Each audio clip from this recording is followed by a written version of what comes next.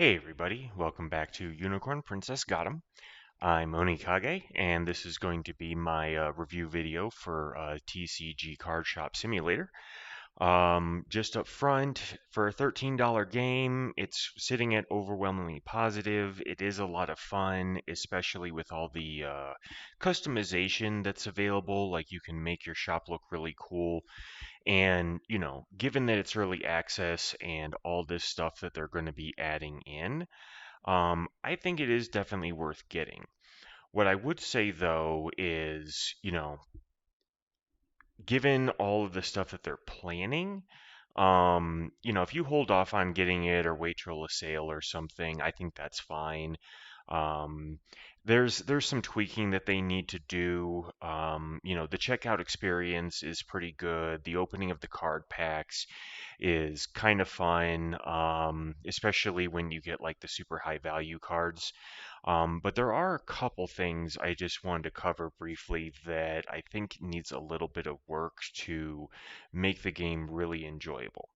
So I was doing the game in my previous videos, which is Decks and Dice. So I'm on day 17 on that one, level 18 shop. I went online on YouTube just to see, after I did my own tips video, to see what some of the other creators were saying. And some of the stuff that I learned was super helpful, but also kind of disappointing. But I've been able to use that in my new game that I started, where I've named my shop Big Deck Energy because, might as well have a funny name, right? And as you can see, on this one, day 17, shop level 18. This one, day 12, shop level 20. Technically, day 11, shop level 20. And let me just show you what I'm talking about here as far as what I think that they kind of need to work on. You can also see that the amount I made is significantly more, although I did pull a actually I think $11,000 card, which I'm going to try to put in the thumbnail. So one of the things is that the shop sales thing is based on the size of the shelf, and it's not so much based on the variety of items that you have.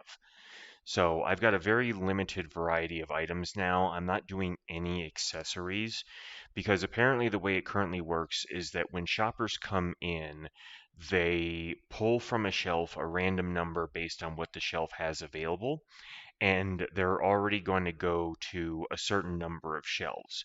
So if you've got accessories and, stuff that's cheap like card packs and, I'm sorry, card sleeves, like they'll buy a bunch of those, but if you didn't have them, they would be buying a bunch of the higher priced items.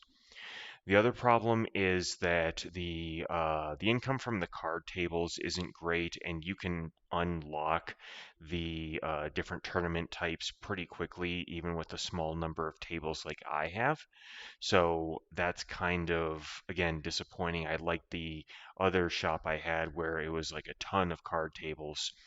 Oh, and as far as the stinky customers, get this right away. Don't buy the one before this. This is the $1,500 one.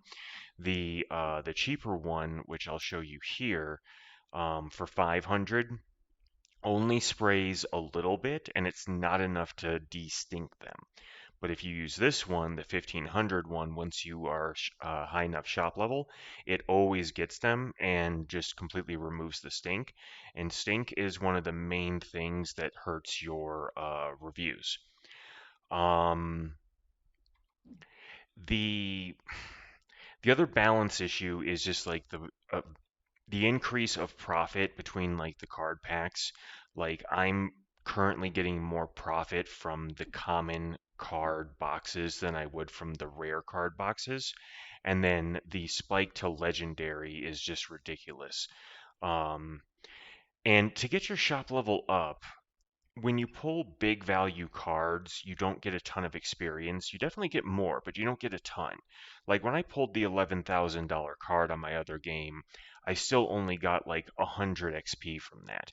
And when I sell it, I'm also only going to get about maybe 100, 150 XP. So the pricing and the sale does kind of line up with the experience that you get, but it's not enough based on the value differences, I guess is the best way to say that. Um, with this other setup I'm doing, I'm actually going to need to hire somebody too because even I've got way more shelves that hold even more. And these are the cheap shelves. Like these are $150 per shelf. And they're generating more sales from me than the other shelves. And even the starting shelf does. So that's another issue. And finally, the card table.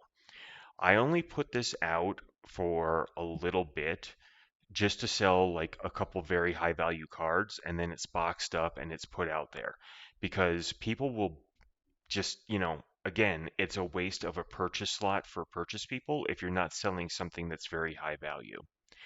And you can grind your level up pretty decently by opening the starter card packs.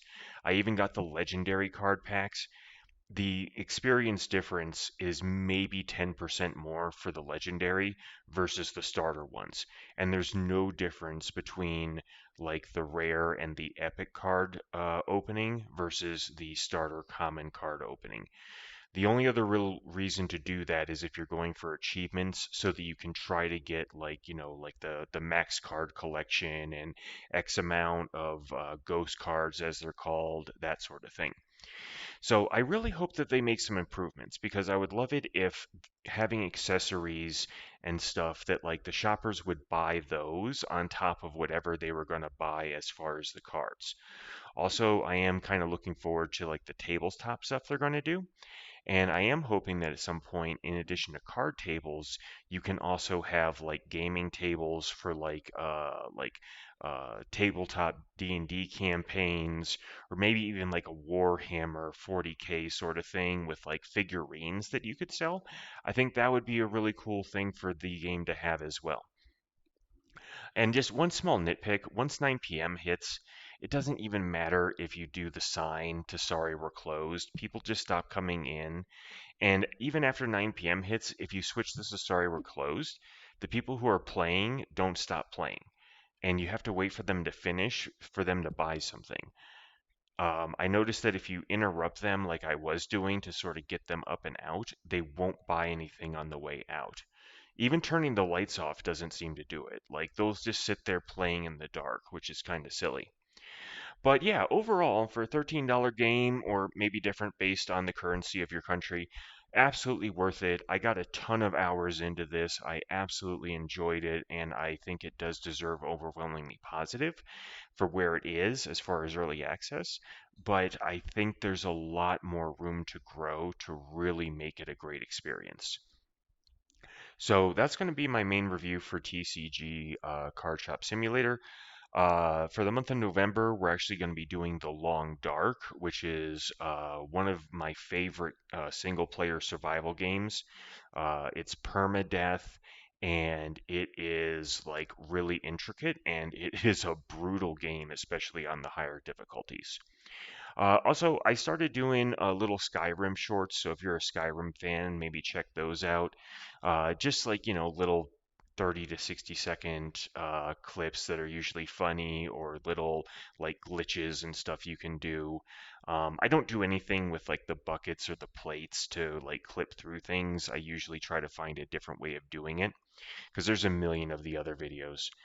But yeah, hopefully you found all this useful and enjoyed the videos, and we'll see you in November for The Long Dark on Unicorn Princess Gotham.